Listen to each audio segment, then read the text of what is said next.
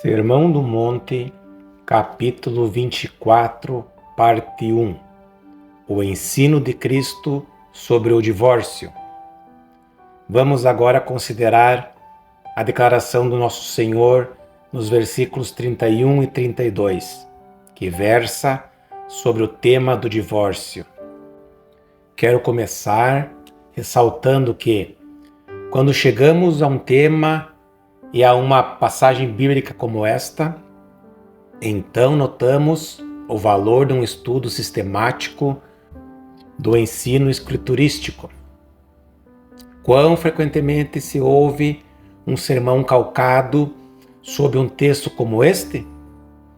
Não é verdadeira a declaração que essa é uma espécie de questão que os pregadores tendem por evitar? E, naturalmente, ao assim fazerem, tornam-se culpados de um pecado. Não nos convém estudar algumas porções da palavra de Deus e ignorar outras. Não nos convém retroceder diante das dificuldades. Esses versículos, que ora consideramos, fazem parte da palavra de Deus, tanto quanto qualquer outro segmento das Escrituras. Mas, em face do fato que não costumamos expor a Bíblia de forma sistemática, devido à nossa tendência de separar os textos dos seus respectivos contextos e de escolher aquilo que nos agrada e interessa, ignorando, esquecendo-nos do resto, tornamo-nos culpados de uma vida cristã pouco equilibrada. Naturalmente, por sua vez, isso leva ao fracasso na prática real. Portanto, para nós é um excelente exercício pesquisarmos dessa maneira corrente o Sermão do Monte, até atingirmos esta declaração do Senhor. Por uma razão ou outra, muitos comentadores, embora tenham planejado escrever um comentário sobre o Sermão do Monte, passam por cima desse assunto, sem o ventilarem.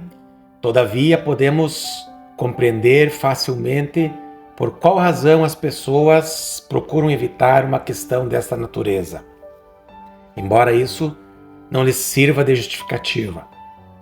O Evangelho de Jesus Cristo diz respeito a cada aspecto e porção de nós mesmos, e não nos assiste o direito de dizer que existe alguma faceta de nossas vidas fora do seu escopo. Tudo o de que precisamos nos é suprido no Evangelho, onde encontramos um claro ensino e instrução acerca de cada aspecto de nossas vidas, de nossos seres.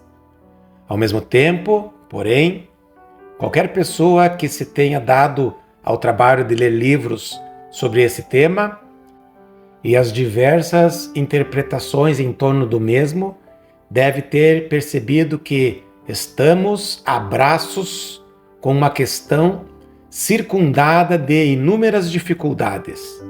A maioria dessas dificuldades, todavia, é criação humana, podendo ser atribuída, em última análise, à doutrina da Igreja Católica Romana, a qual diz que o matrimônio é um sacramento. Tendo fixado posição, agora ela manipula as declarações da Bíblia para que se adaptem à sua teoria. Entretanto, deveríamos agradecer a Deus que não estamos abandonados a nós mesmos e às nossas ideias, mas antes, na Bíblia dispomos deste claro ensino e instrução.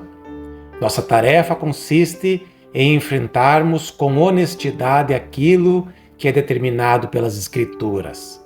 Ao abordarmos esses dois versículos, lembremo-nos uma vez mais do seu plano de fundo ou contexto.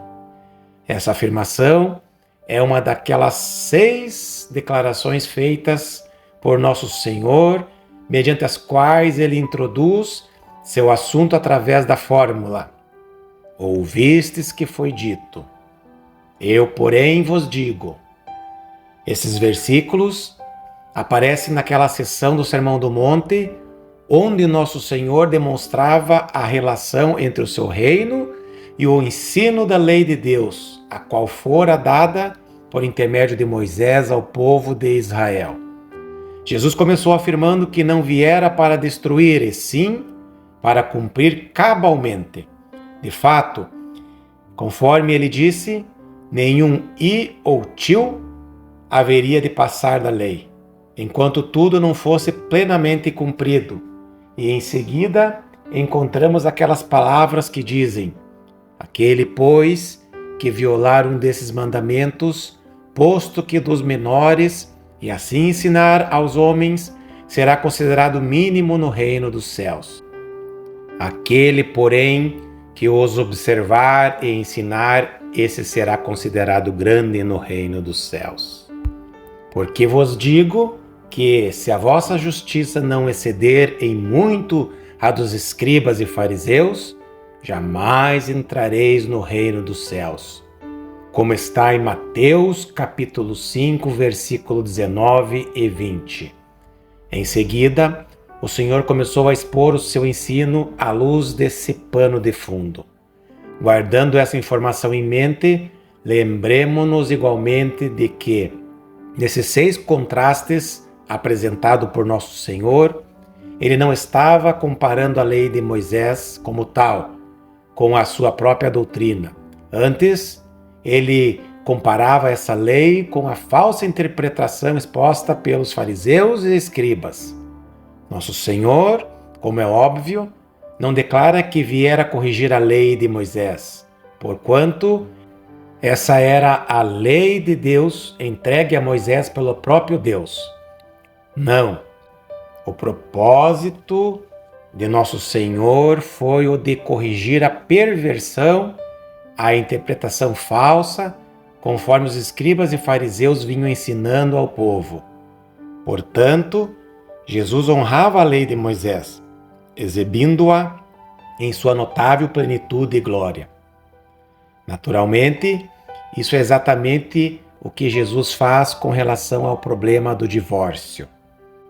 O Senhor estava particularmente interessado em desmascarar o falso ensino dos fariseus e escribas no que dizia respeito a essa importante questão.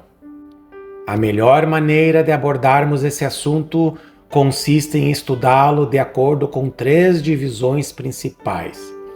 Em primeiro lugar, devemos ter ideias claras acerca do que a lei de Moisés realmente ensinava sobre essa questão. Em seguida, precisamos ter a certeza do que os fariseus e os escribas ensinavam. Em último lugar, precisamos considerar o que o próprio Senhor Jesus ensinava. Em primeiro lugar, pois, o que realmente ensinava a lei de Moisés acerca desse problema? A resposta acha-se em Deuteronômio 24, sobretudo nos versículos 1 a 4. Em Mateus 19, Nosso Senhor refere-se novamente a esse ensino e, em certo sentido, oferece-nos um perfeito sumário do mesmo. Embora ainda assim seja necessário examinarmos as declarações originais. Via de regra, há muita confusão a respeito desse ponto. A primeira coisa a observar na dispensação mosaica é que a palavra adultério não é mencionada dentro do ensino referente ao divórcio. E isso pela excelente razão que, sob a lei mosaica, a punição para adultério era a morte.